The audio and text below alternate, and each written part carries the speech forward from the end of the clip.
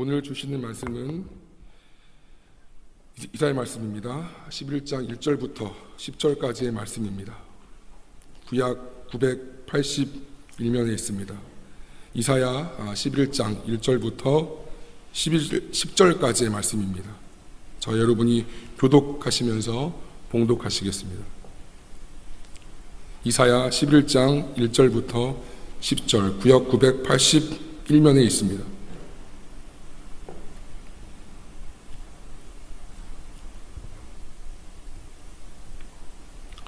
성경책을 다 피신 줄로 믿습니다.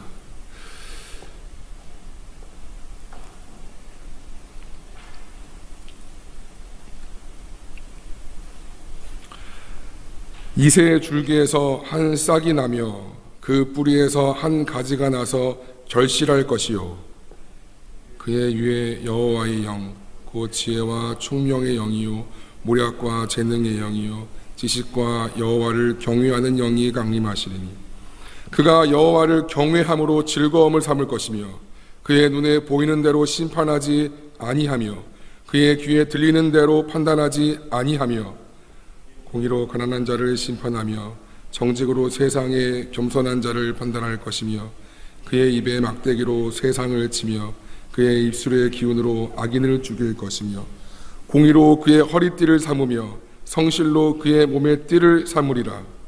그때 이리가 어린 양과 함께 살며 표범이 어린 염소와 함께 누우며 송아지와 어린 사자와 살진 짐승이 함께 있어 어린 아이에게 끌리며 암소와 곰이 함께 먹으며 그것들의 새끼가 함께 엎드리며 사자가 소처럼 풀을 먹을 것이며 젖먹는 아이가 독사의 구멍에서 장난하며 젖된 어린 아기가 독사의 굴에 손을 넣을 것이라. 내 거룩한 산 모든 곳에서 해됨도 없고 상함도 없을 것이니 이는 물이 바다를 덮음같이 여호와를 아는 지식이 세상에 충만할 것임이니라. 합독합니다. 그날에 이새의 뿌리에서 한 싹이 나서 만민의 기치로 설 것이요 열방이 그에게로 돌아오리니 그가 거한 곳이 영화로우리라. 아멘. 아멘. 희망을 노래하라. 희망을 노래하라 라는 제목으로 주의 말씀을 선포하겠습니다. 우리 같이 한번 인사할까요? 메리 크리스마스. 우리 양옆에 아직은 아니지만 바라보시면서 기쁨으로 인사합시다. 메리 크리스마스. 메리 크리스마스. 메리 크리스마스. 네, 다음 주죠. 일주일 후면 이 가운데 하얀색 촛불에 초가 켜지면서 예수님의 오심을 맞이하게 됩니다. 이것이 하나의 절기가 아니라 진정 우리에게 살아있는 귀한 시간이 되기를 바라고 목동이 느꼈던 그 당시 목동이 느꼈던 큰 기쁨이 우리 가운데 있기를 기도합니다. 오늘 본문은 대표적인 메시아 예언 구절이지요. 많은 사람들의 이 평화스러운 참 아름답죠. 이 본문 자체가 사랑을 받고 있는 본문입니다.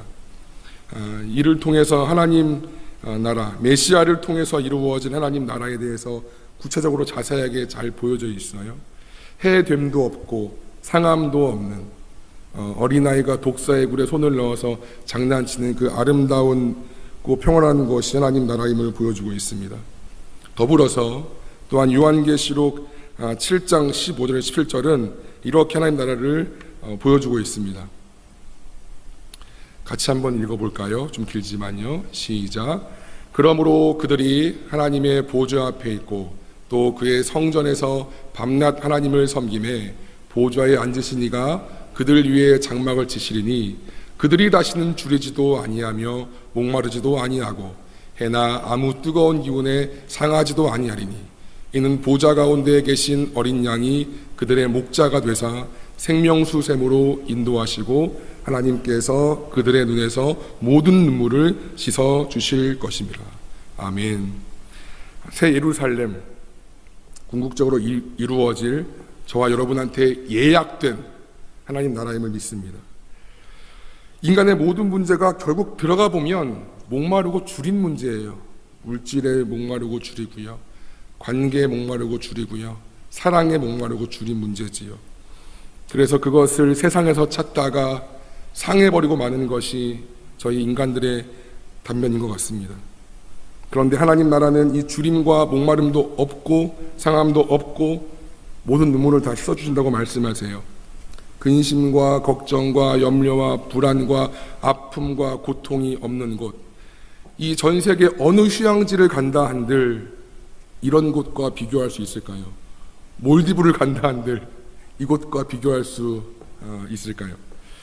우리가 유럽으로 가는 비행기 티켓을 예매하고 좋은 호텔을 예약해 놓았다고 가정해 봅시다.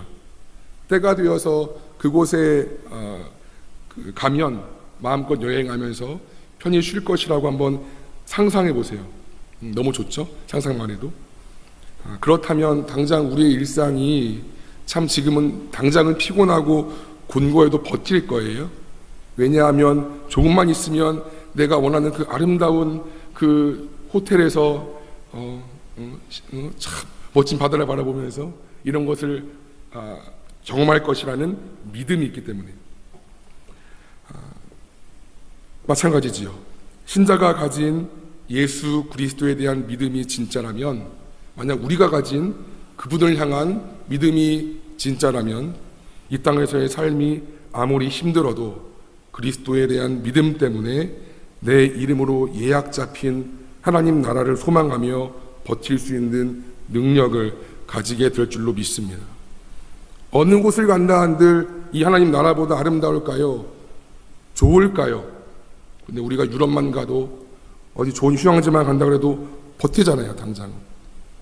왜? 그 믿음 때문에, 내가 그곳에 갈 거라는 예약되어 있다는 팩트와 믿음 때문에. 마찬가지로 우리의 삶이 지금 많이 곤고하고 피곤하고 지칠 수 있어요. 그건 팩트죠. 하지만 우리가 만약 그리스도를 향한 믿음과 하나님 나라에 대한 믿음이 진짜라면 이 힘들고 고단한 삶도 버티게 될 수 있는 능력이 있을 줄로 믿습니다. 그래서 성경은 이 땅에서의 믿음의 여정을 걸어가는 이 땅의 신자들에게 이미 결론난 인생, 이미 예수로 하나님 나라로 예약 잡힌 인생들에게 말씀하세요. 그래서 범사에 감사하라. 그러니까 항상 기뻐하라. 그리고 이 소망과 믿음을 잃어버리지 않도록 쉬지 말고 기도하라라고 말씀하시는 것입니다. 혹시 지금 여러분의 삶이 녹록지 않으십니까? 그렇다면 예수님에 대한 내 믿음과 하나님 나라에 대한 소망도 더 비례적으로 깊어지십니까? 행여나 피곤하고 곤고한 내 삶의 보상을 바닷물을 마시는 것처럼 다시 목마르고 줄일 수밖에 없는 세상의 것으로 채우려고 하지는 않으시는지요? 우리가 이 아름다운 본문을 대하면서 다시 한번 돌아보기를 원합니다. 그렇다면 이사야 선지자가 본문의 말씀을 선포했던 지금으로부터 2700년 전에 이스라엘의 모습은 어떠했을까요? 불행히도요, 그들은 하나님 나라보다 세상 나라를 더 소망하고 추구했습니다. 역사 이야기를 좀 할까요? 이사야가 활동하던 시기 직전은 북이스라엘과 남유다의 각각 여로보암 2세 그리고 우시야 왕이라는 그 두 왕이 통치했는데요, 가장 번성했던 시기입니다. 신학자들의 말로는 솔로몬 이후에 가장 두 나라 모두요 융성할 만큼 번영했고요, 솔로몬 때의 영토를 거의 다 회복할 정도였다 그렇게 말합니다. 제2의 전성기라고 해도 과언이 아닌 것이지요. 하지만 종교 독적으로는 북이스라엘은 물론 다윗 왕조였던 남유다까지도 전적으로 타락했습니다. 하나님의 택한 백성으로는 모습으로는 도저히 찾기 힘든 모습이었지요. 그러자 하나님께서 모세 시대에 애굽의 바로를 들어 쓰시는 것처럼 아수르의 디글랏 빌레셋 3세를 사용하셔서 그 팔레스타인 지역을 침략합니다. 지난주 말씀드린 것처럼 아수르의 서진을 막기 위해 북이스라엘과 아람이 연합하고 밑에는 남유다까지 동맹을 요청했지요. 아수르가 강대국이니까요. 근데 하나님이 이를 심판하시고자 침략하니까 같이 연합군이 생긴 거예요. 근데 남유다가 그걸 거절하지요. 그래서 북이스라엘과 아람 군대가 연합군이 남유다를 침공합니다. 이때 남유다는 아수르에게 도움을 요청해요. 근데 아수르가 그 얘기를 듣고 아람을 멸망시킵니다. 그리고 북이스라엘 또한 몇 년을 버티다가 결국에는 그 좋았던 시절을 다 지나보내고 멸망하지요. 남유다 또한 아수르에게 도움을 요청했지만 그를 의지하다가 오히려 배반당해서 하나님을 의지하지 않았던 그 죄 때문에 침략을 당합니다. 국토의 전역이 초토화될 만큼 히스기야가 있는 예루살렘 성을 제외하고 국토에 이미 북이스라엘은 멸망했고요. 북토 전역이 다 초토화될 만큼 큰 피해를 당합니다. 가장 번영했던 시기가 완전히 역전되어서 북이스라엘은 멸망이요 남유다는 멸망 직전까지 가게 되었다는 것입니다. 이것이 이사야가 활동했던 시기의 모습입니다. 국제정세 덕분에 북이스라엘과 남유다는 유례없는 정치경제적 호황을 누렸던 거예요. 아수르와 애굽 두 강대국이 각각의 국내 사정 때문에 정권이 바뀌고 교체됨으로써 신경 못 쓰는 그 사이를 틈타서 두 왕조가 번성하긴 했지요. 어려운 때를 지나가고 여유와 사치를 부릴 만큼 먹고 살기 좋았었습니다. 그러면 그때 그들은 이 복이 어디에서 왔는가? 별로 한 게 없는데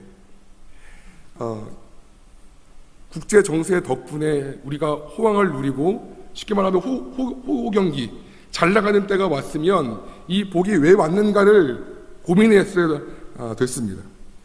그리고 하나님을 더 잘 섬겨야 했었지요. 하지만 그들은 여러 나라와 교류하면서 잡신을 끌어오고 우상을 숭배했습니다. 그리고 그들의 종교 도덕은 더욱더 점점점 타락했죠. 마치 솔로몬이 여러 나라의 잡신을 끌어와서 그 또한 변질되었던 것처럼 겉으로는 여전히 하나님을 불렀고요. 남유다에는 여전히 하나님의 성전이 굳건히 있었지만 그건 껍데기에 불과했습니다. 저는 이사야가 처한 시대상을 제가 묵상하면서 그러려고 한 건 아닌데 우리나라가 참 많이 오버랩 되었습니다.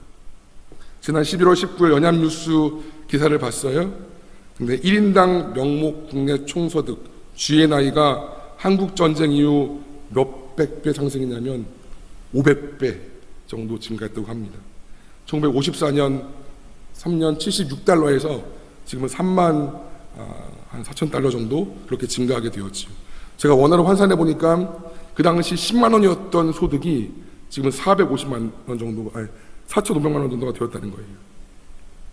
아무리 불경기고 힘든 지금이라고 해도 한국 전쟁 이후와 비교하면 이건 거의 천지가 개벽할 정도의 수준이지요. 또한 코로나 전에 2017년 기준으로 보았을 때 총 인구 대비 출국률이 40%래요. 즉 얼마큼 해외여행을 나갔느냐 이 비율에서 전 세계 1위입니다. 그만큼 우리나라가 많이 해외여행을 나갔다는 것이죠. 그토록 살만해졌고 그만큼 여유를 가질 수 있는 나라가 되었다는 것이겠지요. 그렇죠, 여러분? 하나님께서 60년대, 90년대 이 사이에서 중반까지 한국교회에 어마어마한 부흥을 주셨어요. 또한 경제로 너무나 많은 축복을 주셨지요. 한국의 이 한강의 기적, 이 해외 대학에서의 그 연구 대상이 될 만큼 이것은 참으로 신기할 노릇입니다. 그러나 여러분, 그에 비해서 한국 사회의 모습은 어떠할까요? OECD 자살률 1위, 우울증 1위, 노인 빈곤율 1위, 산재 사망률 1위, 낙태율 1위, 고아 수출률 1위, 사기 범죄율 1위입니다. 말만 들어도 참 많이 가슴이 아프고 답답해지는 우리의 모습이지요. 한국 기독교의 모습은 어떠할까요? 한국 리서치가 조사한 것을 보니까요, 인구 중 18세에서 29세까지 봤을 때 남자는 15%, 여자는 13%가 기독교인 인구라고 되어 있는데, 이 수치는 가난한 성도, 또 온라인 예배만 드리는 성도, 이제는 믿었다가 잠시 쉬는 성도, 어렸을 때 교회 학교만 잠시 다닌 성도 다 포함인 거예요. 그러니까 다시 말해서 제대로 예수를 믿는 사람은 10명 중 1명도 안 된다는 거죠. 포스트 모더니즘의 다양성 속에 틀림이 아니라 다름으로 인식되면서 북이스라엘과 남유다가 섬기기 시작했던 온갖 우상들 같은 사상과 가치들이 우리 사회에 새롭게 자리 잡고 있습니다. 이것이 진보란 이름으로 이 시대가 요구하는 깨어있는 시민인 것 마냥, 그런 시민상인 것 마냥 파고들고 있지요. 번영했었던 남유다와 북이스라엘, 그러나 순식간에 역전됐어요. 그들의 모습과 우리의 모습이 뭐가 다를까요? 그들도 우리처럼 부유했고 잘 나갔지만 종교, 도덕, 사회적으로 타락의 길을 걷고 있었습니다. 그리고 결국 하나님의 심판을 맞이하게 되지요. 하나님께서 택한 선민 백성이 잘못된 길을 가는 것을 허락하지 않기 때문에, 원하지 않기 때문에, 승인할 수 없기 때문에 그분의 성품상 그래서 치십니다. 오늘 본문의 말씀은요, 이러한 아픔이 있는 시대적 배경과 선지자의 아픔을 가지고 선포되어진 말씀인 것을 말씀드립니다. 다 망해버린 북이스라엘, 남유다가 그 풍전등화 같은 남유다, 아버지 하나님께서 어쩔 수 없이 드시는 매는 참으로 매섭고 무섭습니다. 그러나 여전히 이때에도 하나님은 사랑이시다라는 것을 기억해야 된다고 말씀드리고 싶습니다. 이 심판은 자신의 자녀를 죽이기 위함이 아닌 것이고요, 자신의 자녀를 살리기 위한 것이기 때문입니다. 우리 본문 1절을 같이 한번 볼까요? 1절을 같이 한번 보시겠습니다. 시작. 이새의 줄기에서 한 싹이 나며 그 뿌리가 한 가지가 나서 결실할 것이요. 이새 뿌리에서 한 가지가, 이새 줄기에서 한 싹이 나며 그 뿌리에서 한 가지가 나서 결실, 열매를 맺을 것이요. 여기서의 그 이새 줄기에서 표현된 줄기의 원래 뜻은 잘린 나무의 밑동입니다. 즉 그루터기지요. 생명이 없는 그루터기인 거예요. 당시 이스라엘의 상황은 찍히고 찔려서 말라 비틀어진 나무 밑동 그루터기에 비할 만큼 절망적인 것이었습니다. 그런데 이런 절망적인 상황 가운데 한 싹이 나서 결실할 것을 말씀하시는 거예요. 나올 수 없는 상황인 거예요. 생명이 없는, 이미 다 말라 비틀어 찌들어버린 썩은 나무 밑동인 거예요. 근데 거기에서 한 싹이 날 뿐 아니라 결실할 거야 말씀하시는 거지. 이런 상황 속에서 이새의 줄기, 이새는 여러분 다 아시는 것처럼 다윗의 아빠지요. 다윗의 아버지로서, 즉 다윗 왕조를 통해 메시아가 나실 것임을 선포하며 회복을 약속하시는 것입니다.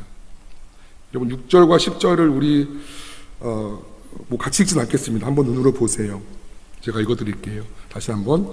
그때 이리가 어린 양과 함께 살며 표범이 어린 염소와 함께 누우며 송아지와 어린 사자와 살진 짐승이 함께 있어 어린 아이에게 끌리며 암소와 곰이 함께 먹으며 그것들의 새끼가 함께 엎드려이며 사자가 소처럼 풀을 먹을 것이며 젖 먹는 아이가 독사의 구멍에서 장난하며 젖된 어린 아이가 독사의 굴에 손을 넣을 것이라.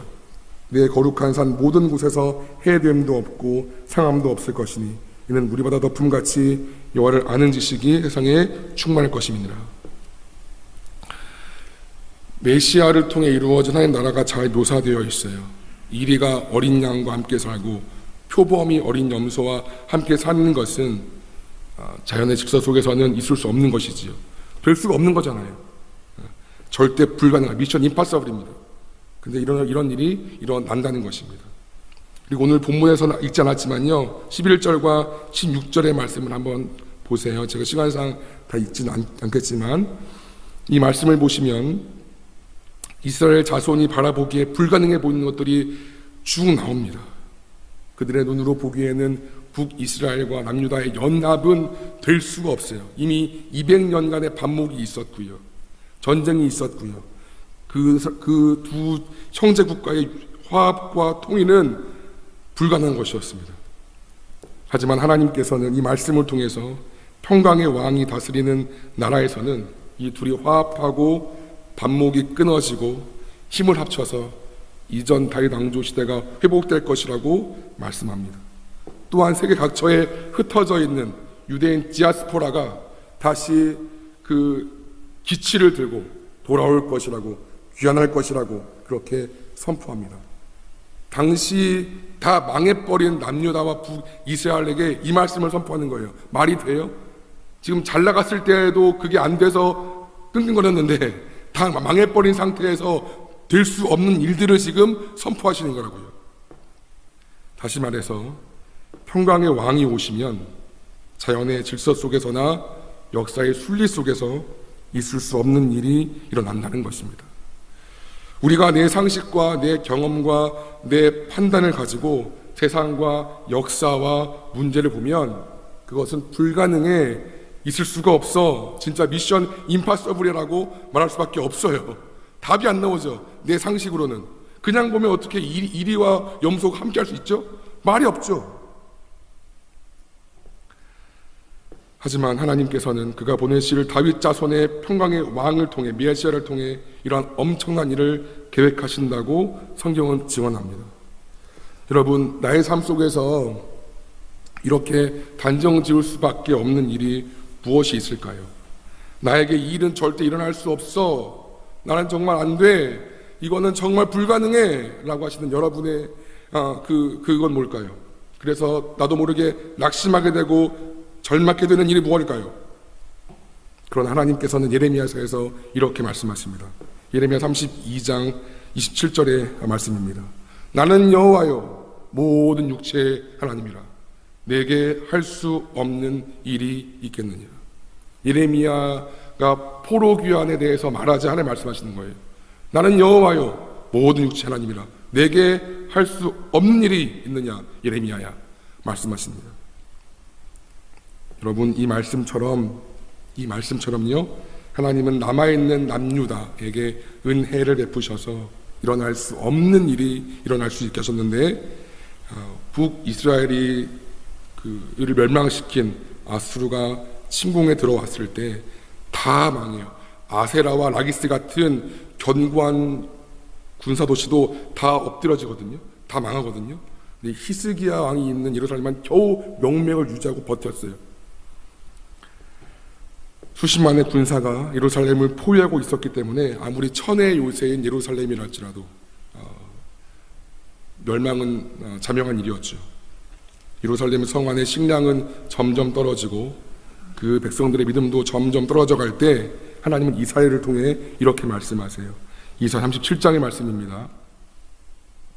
왕이여, 이것이 왕에게 징조가 되리니 올해는 스스로 난 것을 먹을 것이요, 둘째 해에는 또 거기에서 난 것을 먹을 것이요, 셋째 해에는 심고 거두며 포도나무를 심고 그 열매를 먹을 것이라. 이런 징조를 이야기해요. 다시 말해서 다시 이전처럼 농사짓고 먹을 거예요. 즉 이 전쟁에서 노임을 받고 구원될 것이라는 것을 말씀하시는 것입니다. 만약 여러분이라면 지금 성에 뭐가 있어요? 다 망한 국가예요. 다 망했어요. 거의 직전. 근데 수십만의 군대가 둘러싸여 있고 누군가를 통해서, 웬 한 목사라고 할까요? 한 목사를 통해서 이런 이야기를 들었을 때 어떻게 응답하실까요? 아멘 하실까요? 아니면 하나님, 지금 이 상황을 보세요. 우리의 전세를 보세요. 우리의 군사력을 보세요. 말이 안 되는 거예요. 가당키나 한 일인가요? 라고 말씀하실까요? 전쟁의 결과는 어떻게 됐을까요? 둘이 붙으면 자명한데요. 이사야 37장 35에 36절의 말씀입니다. 대저 내가 나를 위하여 내 종 다윗을 위하여 이 성을 보호하며 구원하리라 하셨나이다 하니라. 여호와의 사자가 나가서 아수르 진중에서 18만 5천인을 쳤으므로 아침에 일찍 일어나 본즉 시체뿐이라. 어떤 건지 이해되시죠?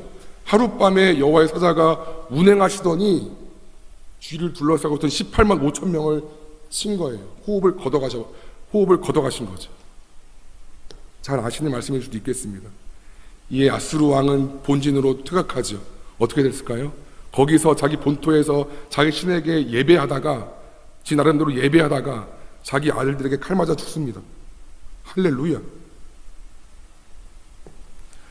하룻밤 사이 성 주위에 질비하게 널려있던 대적들의 시체를 보면서 이스라엘 백성은 어떤 생각을 했을까요? 어떤 생각을 했을까요? 상상이 안 될 것 같습니다. 결코 일어날 수 없는 일이 해결이 되고 답이 안 보이던 일에 답이 생긴 것입니다. 이렇게 다 죽어 빠진 나무 밑동 같은, 썩어버린 구루터기 같은 이스라엘의 모습이라도 하나님은 거기서부터 싹을 내시고 결실을 내실 것이라고, 다시 일으키실 것이라고 오늘 본문을 통해서 말씀하시는 거예요. 할렐루야.